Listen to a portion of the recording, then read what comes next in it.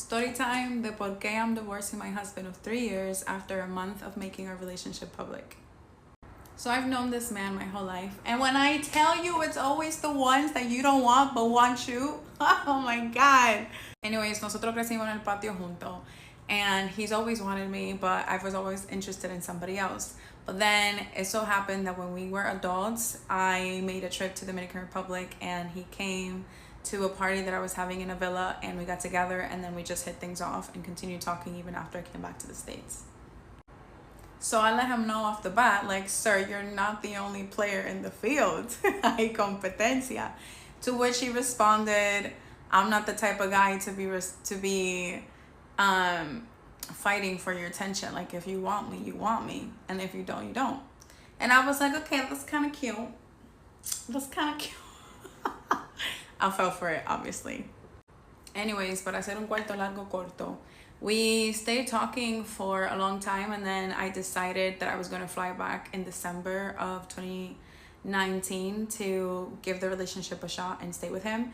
And when I told my family about it, they were very unhappy because they were like, oh, you're going to fall into the trap of the Dominican man that just wants to be with you for the visa, yada, yada, yada. And my mom was very bothered that she didn't realize that I was having sex out here and that I hadn't told her about it. Yo ni siquiera sabía que yo tenía que tener un expediente de él. De con quién yo tenía o no tenía relaciones.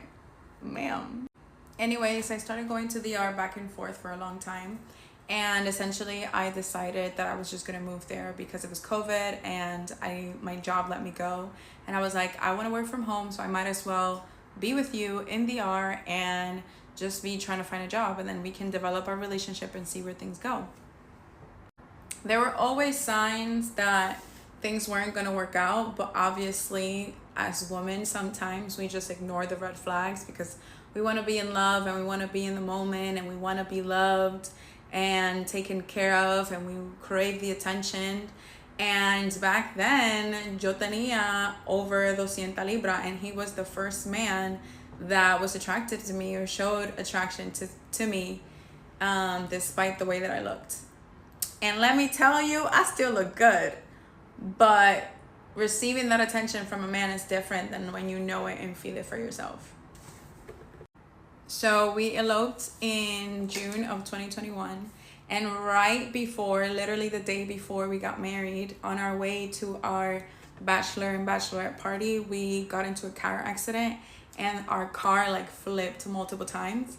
And back then I was just like, the fact that we survived, maybe it is a sign that we're supposed to be together. But now after the fact, I'm like, maybe it wasn't. So we eloped because we wanted to be together in the United States essentially. And getting married, obviously we could start working on the visa process. So we did that in June 2021 and I stayed living in the Dominican Republic, and there was a bunch of drama and things that would happen, like him prioritizing him playing dominoes over spending time with me and having baby mama drama and all of the crazy woodworks that comes with dating a Dominican man. So fast forward to 2024 and we're both struggling in the relationship because the long distance has been incredibly difficult. And we give each other an ultimatum that if the papers don't come through this year, then we're just gonna call it quits.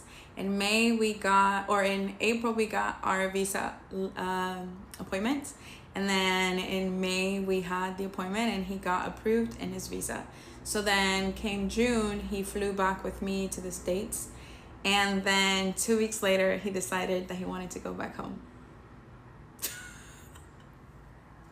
So we were having a lot of problems, a lot of fights and things that needed to be resolved. And obviously I said things out of pocket, and so did he.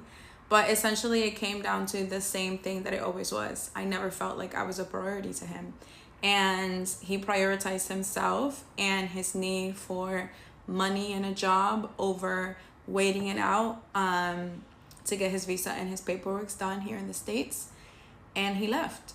And I told him, if you leave, then we're done.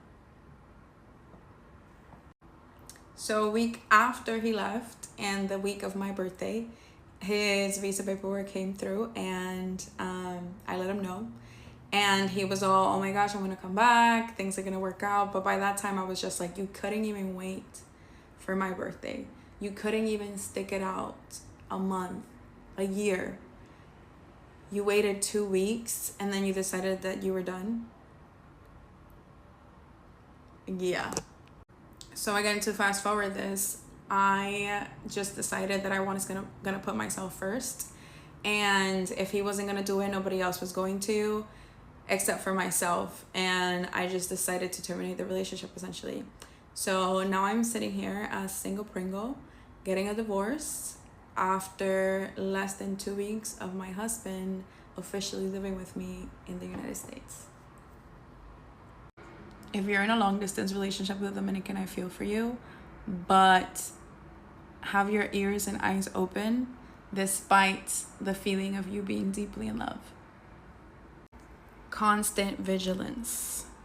All I gotta say is I need to hear the man's side, right? I need to hear the man's side of the story. But if we're just going based off of what she is presenting to us, what she is talking about, once again, for me, right? For me, I still need to hear the man's side of the story. But it does sound like the dude was, I ain't gonna say he was a bad dude, but, wasn't taking life seriously. Let's just put it that way. Wasn't taking life seriously. But of course, for her, they always got to throw in, well, he said some bad things, I said some bad things, but really, truthfully, he didn't want to give up no dominoes. He didn't want to give me any time. I just felt like this. I just felt like that. And it's, once again, guys, pattern of recognition for a lot of our women, right? It's pattern of recognition for a lot of our women.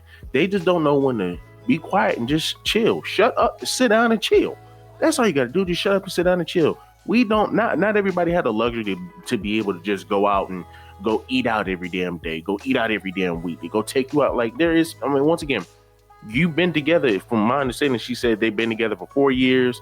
They were married for 3 years.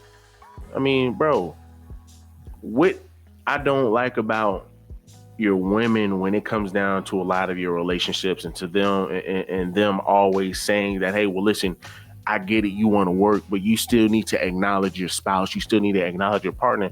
Understand that men do that. But once again, we still going to have to take some time out for ourselves. Work still comes first, bottom line. Because without work, I'm not going to be able to give you any stability. I'm not going to be able to provide you a lifestyle, right? But once again, man, you gotta give the brother some room. You gotta give the dude some space. But you can sit here and do something for a woman 50 times. Y'all can go out 50 times in a row. But let's just say there might be 3 times in a row where you might not want to do something with it. Let's just say y'all been on vacations 3 years in a row, and then there's just like 3 months where y'all just have a dead period where your finances are just mad tight. You just can't really travel or go out as much as you want. You didn't hit adversity. The Most High said, okay, well, listen, you've had too much fun.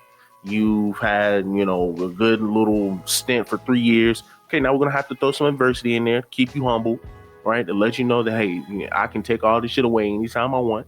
Hey, well, you know what? You need to be appreciated that you're able to live this type of lifestyle. Understand who is giving you that lifestyle. The Most High is humbling that person. There's going to be a day period. There's going to be a time where you might not be able to travel for a year, a couple of months, a couple of weeks. Oh, well. But for your women, they could simply see that happen 50 times in a row. But the second you decide to say no to her 2, 3, 4 times because, hey, well, babe, I ain't got the money to be going out. We just did all this traveling. I want to spend time with my homeboys now. Now it becomes an issue. Now we got to question this man's sexuality. Now it's, well, this man really doesn't love me. This man want to constantly be around his friends. This man want to constantly do this. This man want to constantly do that. Like, man, you just got to know your place. You got to understand your role. And this is the issue with our women today. A lot of our women are hypergamous, right? And a lot of women they love in abundance, right? They always got to constantly move. They always got to constantly do something. When women back in the day, the reason marriages were able to thrive is because they understand what the man had to do. The man probably wasn't bringing in the most money to the point where y'all can go out and go travel and go to the beach every time. What you're seeing now, where you have an influx of people jumping on cruises and taking all of these vacations, they didn't have that luxury back in the day. So guess what? Your women appreciated. Your women appreciated what the man could bring to the table. And now at least we're saying, okay, that's fine. If you want to travel, we understand that women want to travel. Women want to be able to, quote unquote, live their life. That's fine. But there's a place and there's a time for that, right? You just can't do it all of the time. And there's going to be times where we're going to have a down period. So that's the main reason why I said, she's just, I honestly feel like she's kind of all over the place. She is kind of all over the place. She is the issue, but I will also say the guy kind of sort of the issue too. But I would love to hear his side of the story. I would love to hear his side of the story. And let's just be honest. You mean to tell me, man, that as soon as y'all get overseas, then y'all want to go ahead and divorce? Then y'all want to go ahead and it doesn't make any sense, right? It doesn't make any sense. But I mean, hey, she still decides to make another video explaining a little bit more, right? Kind of going more in depth as to why she left him. Let's listen. Why my Dominican husband left me after only 2 weeks of living in the US. And let me start off by saying I'm never going to apologize for being a good person, having a good heart, and believing in love. Because one thing I'm never going to do is live in the what if, because I feel like es un desperdicio de vida. And if that makes me ingenua, then so be it. So my soon-to-be ex-husband and I, who we'll call Moon, we've been together for 4 years, married 3. I lived in the Dominican Republic with him during COVID, but we decided that it was better for me to come back and live in the United States so that we could qualify for the visa. So in 2022, I moved back and we started applying for the visa in August. I was going back and forth doing long distance porque yo estaba agarrada de mi palo dominicano, mi amor, and no one can get me out of there. Fast forward to this year, in May we heard back and got our appointment for May 2024, and we did the whole thing. He got approved, and then he ended coming back with me in June to the United States. So since the beginning of the relationship, he had always struggled with holding down a job and being financially responsible. And so I took it upon myself to teach him the things that I know so that he could get better, so that when he came to the States, he would just be able to manage his money mejor. So over the past year, he was able to secure a really good job, and now he's balling and has all this money, and he's just like, I don't know what to do with it.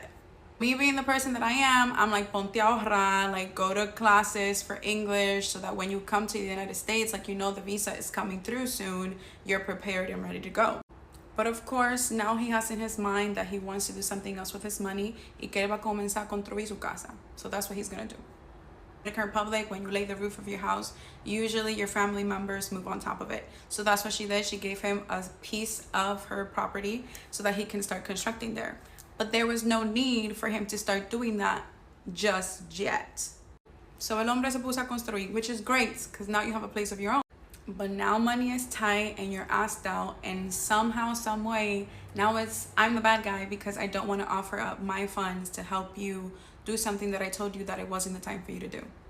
Of course, I feel guilty and I deposit him money to finish building the house. So I fly back to the yard to be with him and prepare for the visa interview. So before the visa interview, everything's going really well. After the visa interview is when shit starts going to hell. And it wasn't just the fact that I was realizing that I was going to be the sole provider, because I was ready to do that. We had already discussed it. But it was me realizing that you literally had done absolutely nothing to prepare yourself to move to the United States, even though we've been in this process over the last almost 2 years. It was his baby mamas texting him, asking him, oh my God, I can't believe you're leaving. So where does this leave us? What are we? What do you feel for me? Excuse me? It was the finding him trying to initiate conversation of his ex of almost 6 years. Why are you reaching out to her?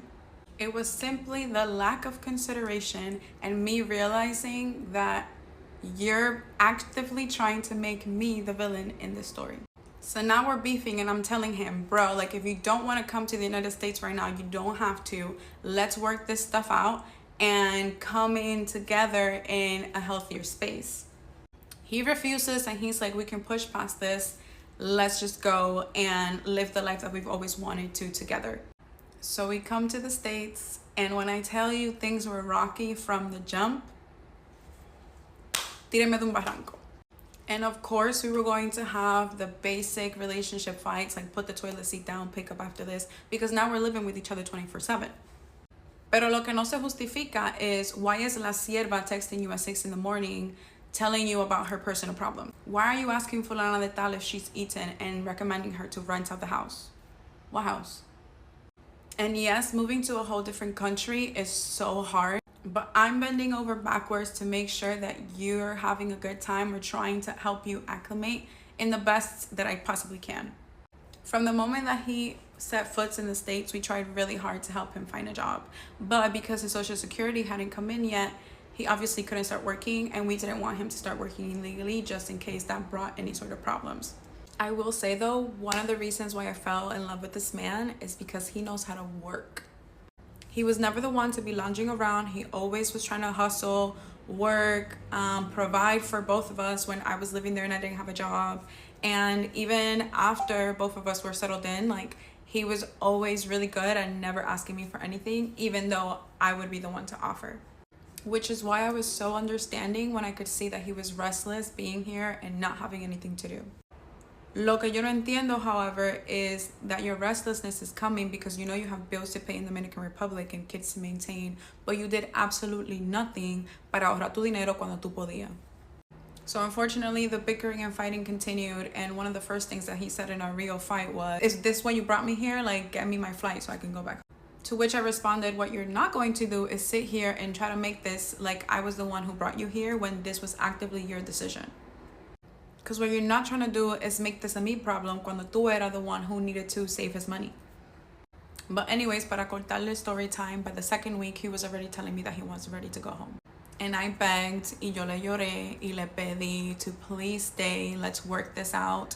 Wait, the papers are going to come, you're going to be able to start working. It doesn't make sense for you to go back and start working there when the money that you could be earning there, you can earn it here in your first check. Y'all guys, let me know down below what y'all guys think. What do y'all guys think? I honestly think that once again, she's just your other modern day woman who you really can't please them. It's hard to please a lot of your women today. She's just one of your other women who is just going to be very hard to please. So guys, look, do me a huge favor, man. Leave me a like, leave me a comment, subscribe to the channel. Let me know down below, what do you guys think?